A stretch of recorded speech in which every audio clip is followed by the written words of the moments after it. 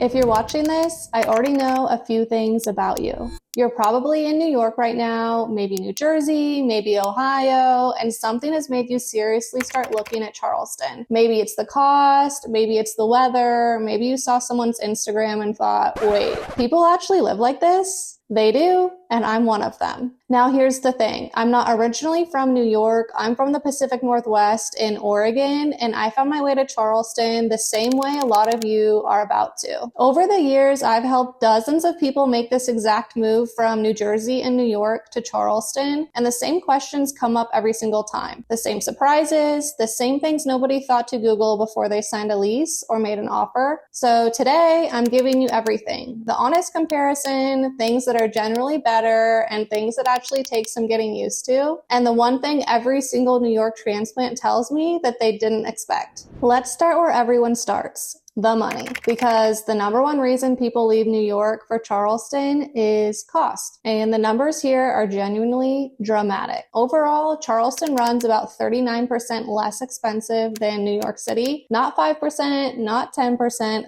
39%. That number is driven mostly by housing, which I'll get into in a second. But even outside of housing, the day-to-day savings add up fast. Groceries in New York run 15% higher than in Charleston. Healthcare in New York runs 60% higher than in Charleston. Transportation in New York, between the subway pass, the car costs, the parking, runs about 22% higher. Now, here's the one thing that surprises most people: the taxes. New York City has a combined state and city income tax that can hit nearly 15% at the top end. New York State alone tops out at 10.9%, and NYC adds another 3.9% on top of that. South Carolina's top income tax rate in 2026 is 5.21%. No city income tax on top of it. If you're a remote worker bringing New York's salary to Charleston, that tax difference alone can put tens of thousands of dollars back in your pocket every single year. Now, housing. This is where it really hits home for New Yorkers. The average home listing in the New York area is over $2.5 million. In Charleston, you're looking at medians between $500,000 and $650,000, depending on where you land. Let me put that in real terms. For what you'd pay for a nice one-bedroom apartment in Brooklyn, you can own a 3-bedroom home on James Island with a yard 10 minutes from the beach. I've watched people do the math in real time on a Zoom call, and they just go quiet for a second. Now, I want to be honest with you, Charleston is not cheap. It's one of the most expensive markets in the Southeast. Home prices here have climbed significantly over the past few years because, well, everyone figured out what I'm telling you right now. It's also a beautiful place to live. Everyone loves living here. That's why it's expensive. But compared to where you're coming from, it's a completely different world. One important thing to know before you start shopping: flood zones matter here in a way they don't matter in most markets. So before you fall in love with a property in Charleston, you need to know the flood zone designation and get an insurance estimate. I covered this in full detail in my last video.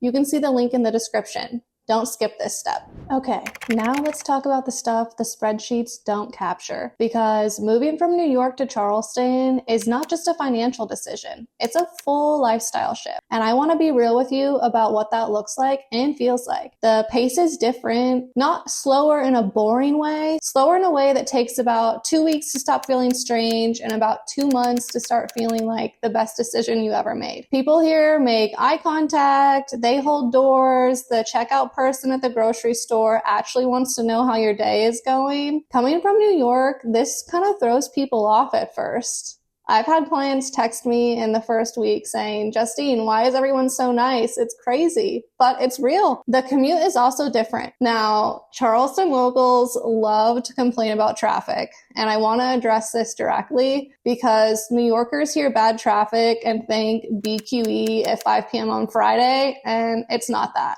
I promise you. There are some checkpoints in Charleston that are surrounded by water, which limits the bridges in and out. Johns Island in particular has real rush hour delays if you're commuting to and from downtown. But for most of the metro, a 25-minute commute is considered bad here. 25 minutes in New York, that's a good day. The food scene is also different, and I mean that as a compliment. New Yorkers come here expecting to miss the restaurants. They don't miss them. Charleston has one of the most celebrated food scenes in the entire country. We've got James Beard nominees, farm to table, fresh seafood, the best biscuits you'll ever eat. This city punches well above its weight class on food. As someone who moved here partly for the food, I stand behind this completely. The social scene is also different. If you need a 3 a.m. bar and a different rooftop every weekend, Charleston has some of that, but it's not like New York. The peninsula has great nightlife. King Street is super fun. There are events year round, but the vibe here leans more towards dinner with friends on the porch instead of a club until sunrise. For most of the people I've worked with who are in their 30s and 40s, maybe raising a family or just done with the grind, this is a relief, not a sacrifice. Let's talk weather,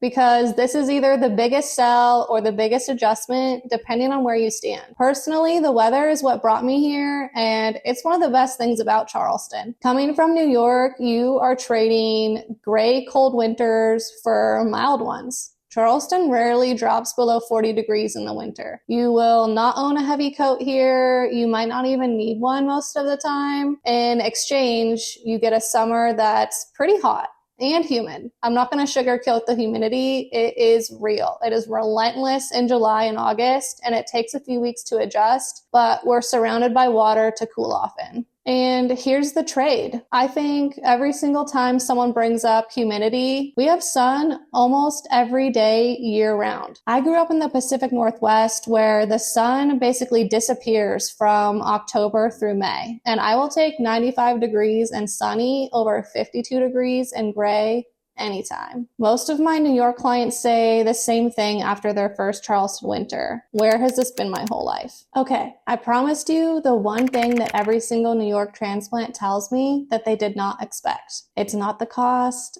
It's not the savings cost. It's not even the weather. It's not the food. It's the sense of community. People in Charleston, and I mean this, people here really welcome you. Neighbors introduce themselves. People invite you to do things. You don't feel like a stranger for long here. In New York, you can live in the same building for 5 years and never learn your neighbor's name. That's not a criticism of New York. It's just how a city of 8 million people usually works. Everyone's in their own world. Charleston is different, and I watch people come here expecting a nice city and find something that actually feels like home in a way they hadn't experienced in years. I've had clients call me just 3 months after closing, not to say thank you for the house, but because of where they landed and how grateful they are. That's the thing that you can't put in a spreadsheet. One last thing before I wrap. This is important.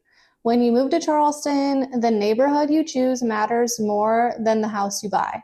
I say this to every single client. 2 miles in this city can mean a completely different lifestyle, a completely different commute, and a completely different feel. If you want walkability, history, and the full Charleston experience, the peninsula is your place. Budget accordingly. If you want a small town feel, great local spots, and 10 minutes to the beach, James Island is your jam. If you want the most house for your money close to downtown, West Ashley is perfect. If you're remote or don't commute daily and want either a large lot or new construction, Johns Island is great. Just know the traffic situation. And if you have kids and schools are a priority, Somerville will be where you land.